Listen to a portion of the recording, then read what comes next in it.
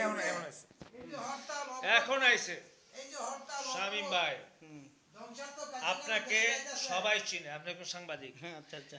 কোন চ্যানেলে যেন কাজ করেন? চ্যানেল আই, হ্যাঁ, চ্যানেল আই। Channel I.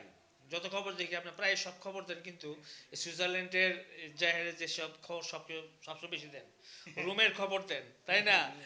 কিন্তু মিয়া মিলানো খবর একটু কমই দেন। না, মিলানে আসলে খবর কম হয় আর কি, হ্যাঁ, নরমালি। কিন্তু দেশে যে অবরোধ অত্যাচার চলতেছে, ইয়ারা জামাতরা শিবিররা রাজাকাররা, এটার আপনি জন্য একটা প্রতিবেদন তো দিলেন না। আর এক কাছে গত পরশু দিন না, ওই আমি পরশুদিন দেখলাম, বিশাল একটা একটা প্রতিবেদন দিছেন। বিশাল প্রতিনিধি বিশাল ইয়া দিছে, দিছে, হ্যাঁ, জেনেভা দিছে। কনভেনশনের সামনে, ইউনাইটেড নেশনের সামনে। কই যে খবর আইলো না। কয় খবর, না, আমি এটা দেখছি ন্যাশনাল খবর আসছে, ফেসবুকে দেখবেন, ন্যাশনাল ফেসবুক। খবরও আসছে, ন্যাশনাল খবরও আসছে, ইউরোপ ইউরোপ খবর আসছে। ন্যাশনাল খবরে শুধু তো একমাত্র আমিই দেই ইউরোপ থেকে না নিয়ে। আমি এই যে আমরা যে ইয়াগুলা প্রতিনিধি যে খবরগুলো আমি এগুলা দেখি কে কি কইলো, আমি যে একটা হইলাম না। ন্যাশনাল খবরে আসছে। আর এটা কবে আসছে? এই রিসেন্টলি ন্যাশনাল খবর আপনার মতো লোকে এগুলা উঠে দেওয়া উচিত, যে রাজাকার আলবদরের যে কাহিনীগুলা। আজকে রাজাকাররা মিটিং করছে ওইখানে। আমি একটা সিনিয়র সাংবাদিক, আমার দাওয়াত দেয়নি। আমি তেমন কি করতে, আমি যে মিলান করে আসছি, মনে করেন ওই রাজাকারদের একটা মিটিং হইতেছে এসে মিলান সেন্ট্রাল স্টেশনে। ওই সদরুদ্দিন আছে না, মুফতি সদরুদ্দিন ইংল্যান্ডের, ও আসছে। হ্যাঁ, হ্যাঁ। এটা মোটামুটি গ্রান্তে বেয়াদব। কথাবার্তা যা কয় না, শোনা মতো না, নাস্তিক। একটা লোক আরেকটা লোককে কখনোই নাস্তিক বলতে পারে না, আমাদের নাস্তিক। ক্লোজ ফ্রেন্ড হুম। শামীম ভাই, এখন ঘটনা হচ্ছে কি, উনি একজন রাজাকারের বংশ চ্যানেল ধ্বংস করে এর সাথে মানে ওই চ্যানেলের সাংবাদিক আর কি। সাংবাদিক, সে সব সাংবাদিক লেখে এবং আমাদের ব্যাপারেও লেখে এবং আমাদের সাথে সবসময় অ্যাড থাকেন এবং ক্লোজ ফ্রেন্ড। এবং অতীতে হয়তো বা আমি একটা নাটক মানে যাত্রা টেলিভিশন দিয়েছিলাম ফেসবুকে, ওনার ওনারই লেখা, ওনার ডিরেকশনে আমরা যে যাত্রা করেছি। এবং ওনাকে হয়তো বা ভালো করে আপনি চিনতে পারেন, এখন আমি চিনে দিচ্ছি, আমি এটা ফেসবুকে কালকে দিব, যে ওনারই লেখা। এবং পরবর্তীতে আরও একটা নাটক লিখবে, যেটা আমরা সবাই মিলে ফ্রেন্ডস মিলে অভিনয় করব। আজকে এবং আমরা এবং শহীদ ভাই, শহীদ অনুষ্ঠান ভাই। করতেছি, আমরা এই অনুষ্ঠানের মাধ্যমে চাই দেশের রাজাকার মুক্ত দেশ হোক, রাজাকার ধ্বংস হোক। আমরা রাজাকার রাজাকার দেশ চাই না, রাজাকার মুক্ত দেশ চাই, বাস্তব।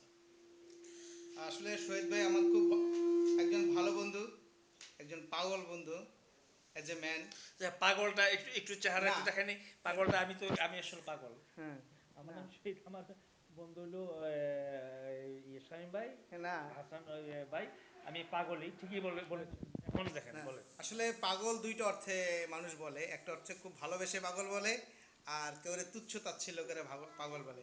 কিন্তু আমি শহীদ ভাইকে আমি প্রথমটাই বলেছি, আমার অন্তরের ভালোবাসা থেকে তাকে পাগল বলেছি এই কারণে, সে সারা জীবন বন্ধুদেরকে ভালোবেসে গেল, শুধু ভালোবেসেই গেল, কিন্তু বন্ধুরা তাকে কি দিয়েছে আমি জানি না।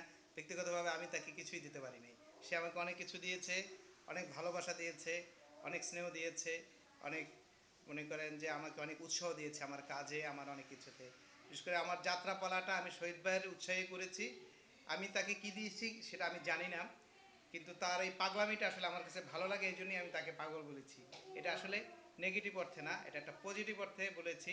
কারণ অনেকেই অনেক ভালো লাগা মানুষকে পাগল বলে, সেই অর্থে আমার কাছে শহীদ ভাই একজন পাগল। যাক, ধন্যবাদ শামীম ভাই, আপনি আমাকে পাগল বলেছেন। ঠিকই বলেছেন, আমি অরিজিনাল কিন্তু পাগল, কিন্তু কিন্তু পাগল যখন পাগলামি করি, এর কিন্তু একটা সীমানা থাকে। আমি পাগলামি করি, কাউকে ভালোবেসে পাগলামি করি, কাউকে ঘৃণা করে পাগলামি করি, কিন্তু এই পাগলামিটার দুইটা ডিফারেন্স থাকে। যাকে আমি ভালোবাসি ওর জন্য আমি প্রাণ উদার করে দিই। এই জন্যই আপনাকে পাগল বলেছি। সেই জন্যই আপনাকে আপনি আমি কখনোই ধন্যবাদ। এটা আপনি নেগেটিভ নেবেন না, তাহলে এটা আমি এক্সপান্ড করবো আমার এই না না, কথাটা। সেটা আমি আমি আমি বুঝতে পেরেছি যে আপনি আমাকে পাগল বলেছেন, কেন বলেছেন। সেটা আমার ভালোবাসার থেকে আপনি পাগল বলেছেন। আপনি যে যে যাত্রাটা করেছিলেন, ওই যাত্রাটা আমি আপনাকে সমস্ত দিক দিয়ে মানে ইয়া করেছি, হেল্প হেল্প হেল্প মানে কি, আপনাকে উৎসাহ দিয়েছি এবং উৎসাহ নিয়ে এই যাত্রা আজকে আমরা করতে পেরেছি, তাই না? সেই জন্য আমাকে ধন্যবাদ দিয়েছেন। এবং আপনি আমার ভালো বন্ধু, ক্লোজ একটা ফ্রেন্ড, মানে অন্তর থেকে আপনাকে বলতেছি, আপনাকে খুবই ভালো এবার লাগে। আপনার এই কথাবার্তা এবং যে সিচুয়েশন করেন, আমি কিন্তু অ্যাবসলিউটলি আমি I am happy. Thank you, thank you my dear friend. আসলে ইউরোপের জীবনে আমরা প্রায়শই প্রতিনিয়তই না বললেও কিছুদিন পর পর আমরা একে অপরকে ছেড়ে ভিন্ন কোথাও চলে যাই। হয়তো এরকমেরই একটা কারণে আমরা হয়তো অন্য কোনো জায়গায় চলে যাব আমি বা অন্য কেউ। সেই অর্থে আজকের এই আমার যে কথাটা, এটা একটা স্মৃতি হিসেবে থাকবে এই কারণেই যে সম্ভবত চিরই আমি ইতালিতে নাও থাকতে পারি, কিন্তু আমাদের এই বন্ধুত্ব সারা জীবন থাকবে। সেটা আমি ইতালিতে থাকি বা অন্য যে কোনো দেশে, বাংলাদেশে, কিন্তু বন্ধুত্বের প্রতিদান, বন্ধুত্বের ভালোবাসা ছাড়া অন্য কিছু দিয়ে দেওয়া সম্ভব না। আমি শহীদ ভাইয়ের উন্নত জীবন কামনা করি, তাকে সে যেন আরও ভালো বড় হয় এবং তার ভবিষ্যৎ জীবন যেন আরও সুখ স্বাচ্ছন্দ্যময় হয়, এই আশা করেই আমি আজকে আপনাদের কাছ থেকে বিদায় নিচ্ছি। খোদা হাফেজ।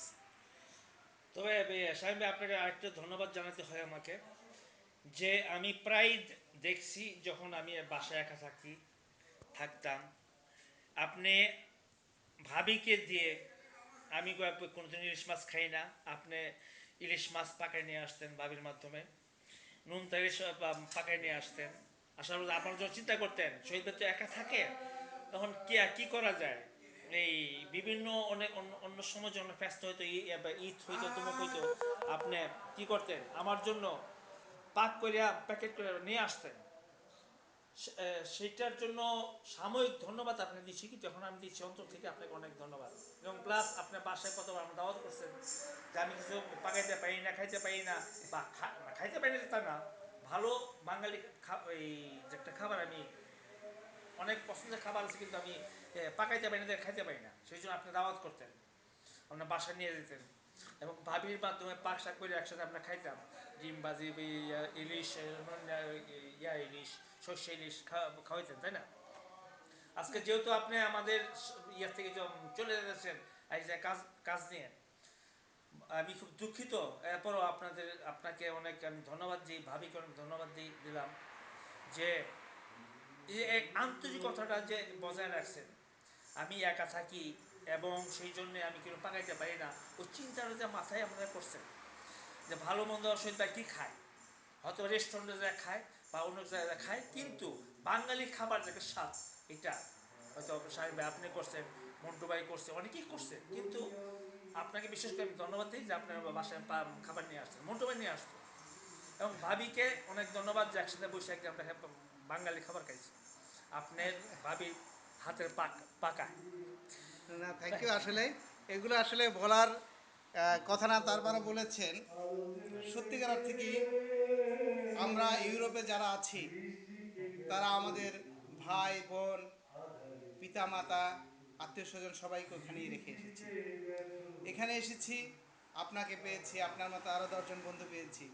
আপনারাই আমার সবচেয়ে প্রিয় আত্মীয় হয়ে গেছেন এখানে, এবং আমিও চেয়েছি আপনাদের আত্মীয় হওয়ার জন্য। এই চলার পথে হয়তো ভুল করেছি, সেগুলো কিছুই আপনারা মনে করেন না, আমি জানি, এবং আপনাদের সমস্ত কিছু আমার কাছে একটা স্মৃতিময় হয়ে থাকবে। এবং সত্যিকার অর্থে এই বিদেশে আমরা একে অপরের সবচেয়ে পরম আত্মীয়, এর কোনো বিকল্প নাই। কারণ আমাদের এই আত্মীয়তার বন্ধন রক্ত দিয়ে না, আমাদের এই আত্মীয়তার বন্ধন আত্মা দিয়ে।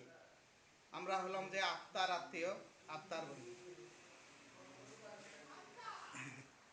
কই আসে না কেন? না, এখন আসবে ইয়ার থেকে। রিভার্স করতে হবে।